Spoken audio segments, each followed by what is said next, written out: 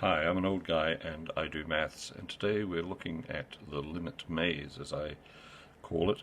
We're looking at how you work your way, navigate your way through the business of limits. Now, what do I mean by limits? Well, a very simple example might be function of x equals x plus 3, and you'll see a little thing down here as the limit tends to, I don't know, pick a number, 4.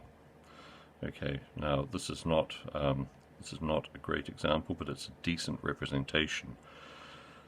And throughout this video, I'm going to be talking about a thing called a. You'll see here, find function of a. A is this number here. Okay, so let's go to work. Right, so when you're asked to find a limit,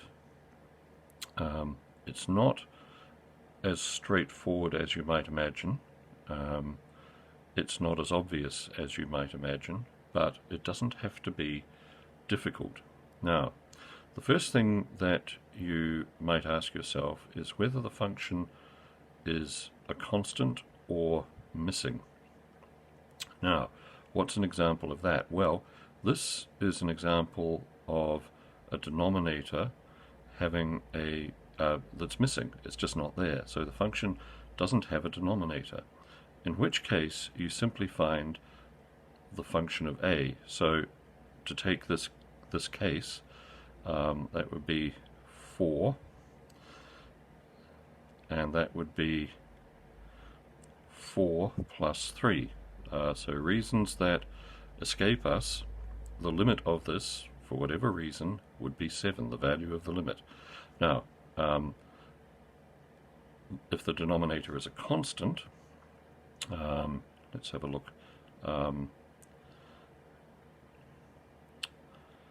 Function of x equals, well, we'll take this one, x plus 3 over 2, and the limit is expressed as 2. Well, you simply put the value of 2 into this, so it becomes, 2 is equal to 2 plus 3 over 2, which equals 5 over 2. You have, no, let me run through that again, because I see that was out of the frame. So this is an example of a function with a denominator that's a constant. There's no x here. And the limit is set at 2, so all we do is put 2 into this function and work out its value. 2 plus 3 over 2 gives us 5 over 2. Okay, so that's how you find the limit, or the value of the limit, for a function like this. Now, what happens if your function has a denominator with x terms in it? Well, let's have a look.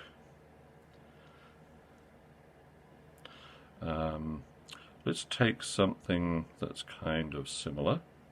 So function of x equals 4 plus x over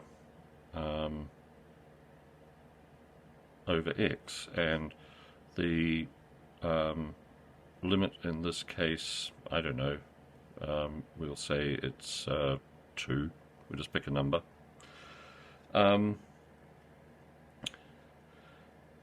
Now,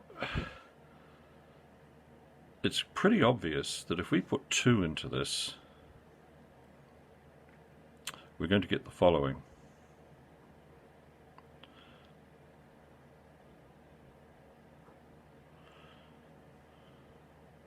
And 4 and 2 over 2 is 3. Well, what do we do about that? Well, quite frankly, we do nothing.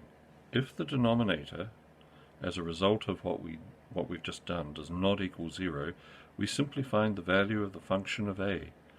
whatever that is. Now, in this case, it was 2, and so the value of the limit as x tends to 2 in this case is going to be 3.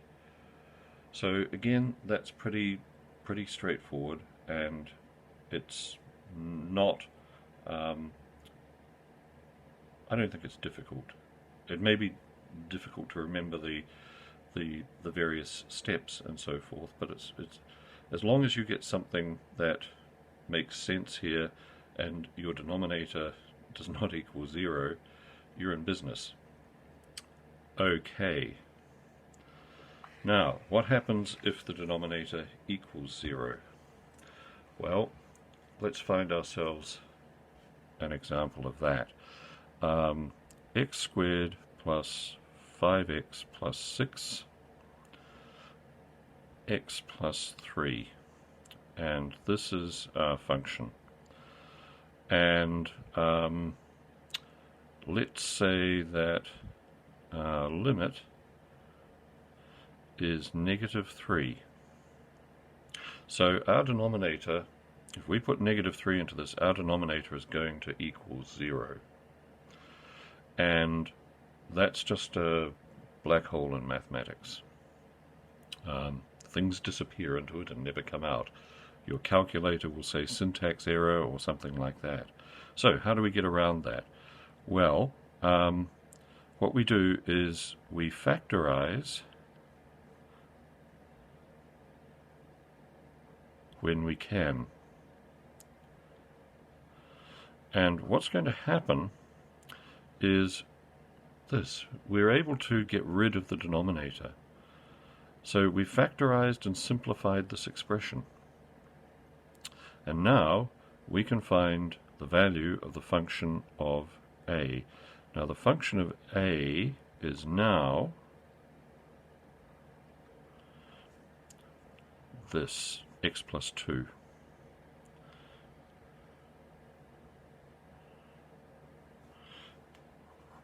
And that's the value of our limit. And that's the process. A lot of people find this confusing, but there are basically three steps. And I'll just go through those quickly. If your function has no denominator, or if the denominator is a constant, just put the value into it.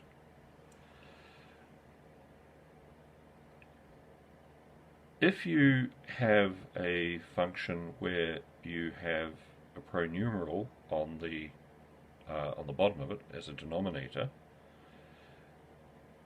if you put this value into it and you get a number other than 0, that's just fine.